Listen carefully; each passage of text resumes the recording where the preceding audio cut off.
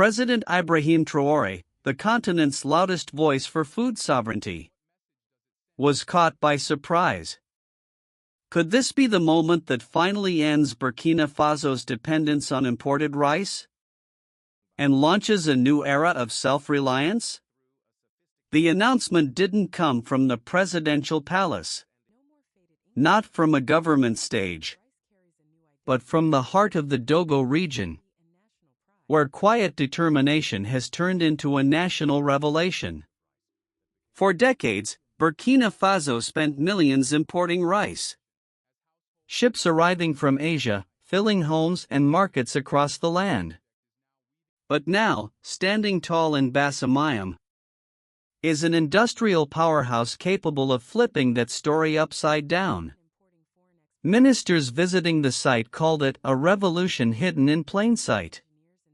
Even the government, while offering support, had not imagined that one woman could achieve something of such monumental scale. Farmers saw a future of steady income, and women's groups envisioned new jobs and opportunities. Her representatives made it clear. This is not just business. It's about sovereignty. The right to feed ourselves, to control our future, to stand tall. In a world where dependency on foreign goods too often means dependency on foreign powers, this rice plant stands as a symbol. Burkina Faso can rise on its own terms. Investors across West Africa are now watching in awe. Diplomats are taking note.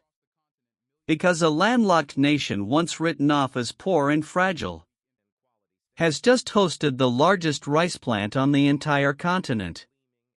The secret behind this revolution lies not in the size of the building, but in the technology that breathes within it. Step through the gates of the Kdogo rice plant, and the reason behind the national shock becomes clear. This is not just a warehouse of machines. It is a living ecosystem. A symphony of precision, power, and purpose. Engineered to transform raw harvests into polished, world-class rice that can rival anything imported from Asia. Here, steel and software move in perfect rhythm. Every bolt, every belt, every sound of grinding metal tells the story of a quiet revolution humming beneath the surface. At its core, the plant operates as one seamless chain. Trucks roll in from distant fields, carrying the season's yield. At the intake bays, rice is cleansed of dust, stones, and impurities. A step that once took days, now finished in moments. From there, conveyor systems feed the grain into powerful washing units, scrubbing away husks and dirt, ensuring the hygiene and uniformity that once set African rice apart from global standards. In the milling halls, the true marvel unfolds. Automated systems separate broken grains from whole kernels with surgical precision. Nothing is wasted. Broken rice is packaged for markets that demand it, while intact grains are sorted by size and weight, ready to be branded as premium Burkinabè rice. Packaging completes the transformation. Gone are the days of rope-tied sacks and fading ink. Now, rice leaves Kdogo in sealed, printed bags, each carrying a new identity made in Burkina Faso. With pride. It's not just rice anymore. It's dignity in a bag. A symbol of craftsmanship ready to grace supermarket shelves. From Ouagadougou to Abidjan and soon to ports beyond Africa. But the plant's brilliance doesn't end there. Energy-efficient systems reduce power use, while airtight silos guard every grain from rot and waste. Year-round processing replaces the old cycle of scarcity, ensuring that food flows consistently from farms to families. In a continent where millions of tons of harvest are lost post-production, Kdogo stands as a fortress against decay, turning every grain into hope, every harvest into income. Yet perhaps the most visionary aspect is not the machinery but the minds it's shaping.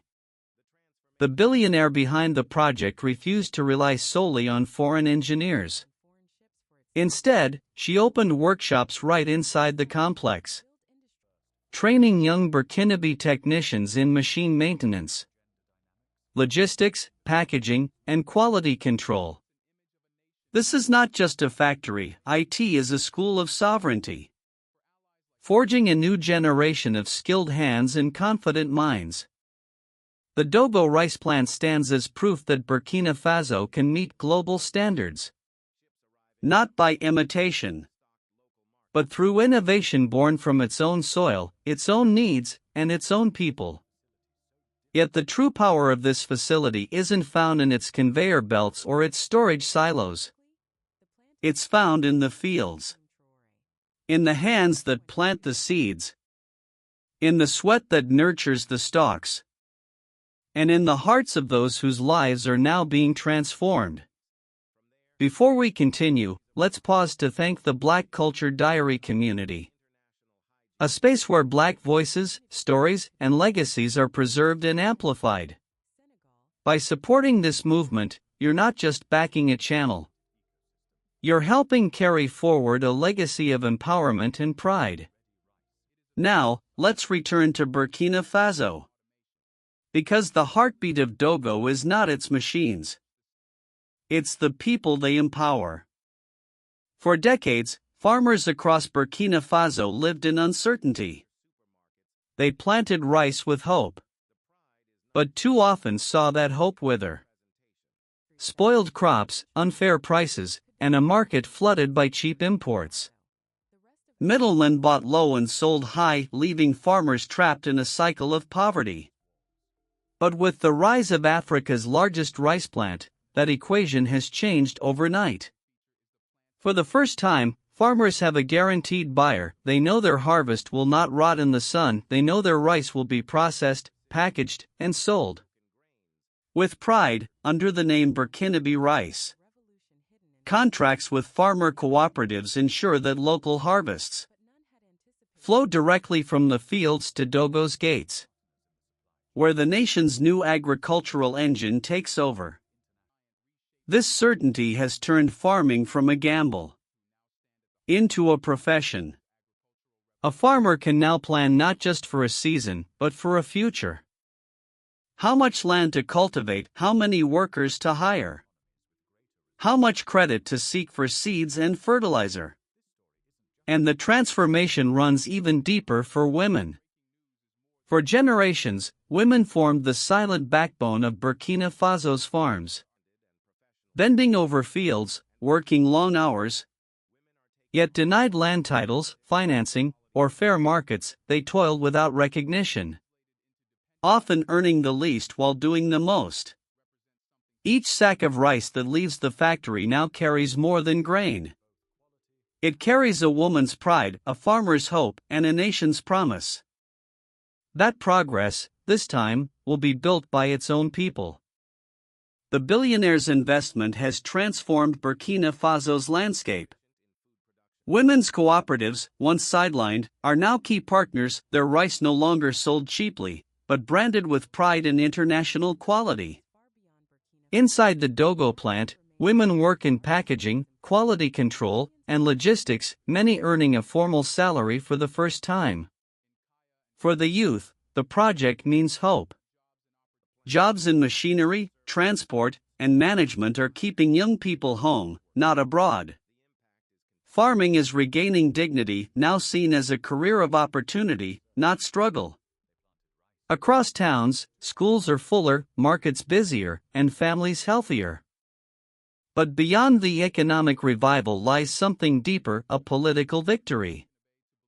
President Ibrahim Traoré's vision of true sovereignty, built on self-reliance, is taking shape in steel and grain. The Kdogo plant proves Burkina Faso can rise without foreign aid, inspiring the Sahel and challenging old powers led by a woman billionaire.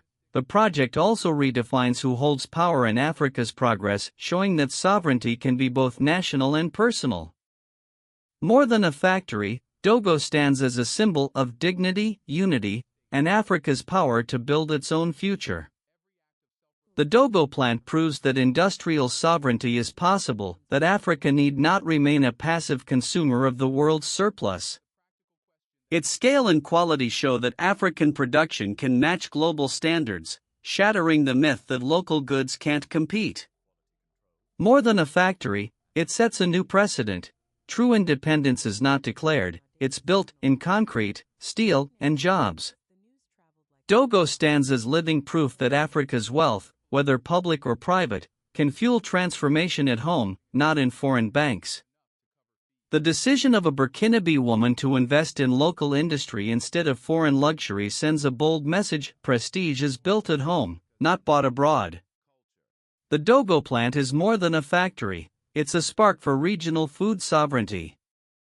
West African nations battling food shortages can now source rice from Burkina Faso, keeping wealth within the continent. But its true power lies beyond economics. For too long, Africa's story has been told through what it lacks: aid, infrastructure, investment. Kdogo rewrites that story. No foreign logos, no external donors, just Africans building for Africa. The Kdogo plant has already answered one question: can a single facility change a nation's destiny? The answer is yes. Now, the question belongs to Africa: will Kdogo remain a lone victory, or become the blueprint for a continental march toward food sovereignty? Is Africa ready to break free from rice imports? Should more African billionaires invest in their own soil, their own people, their own future? Thanks for watching, and until next time, stay inspired, stay proud, and stay tuned.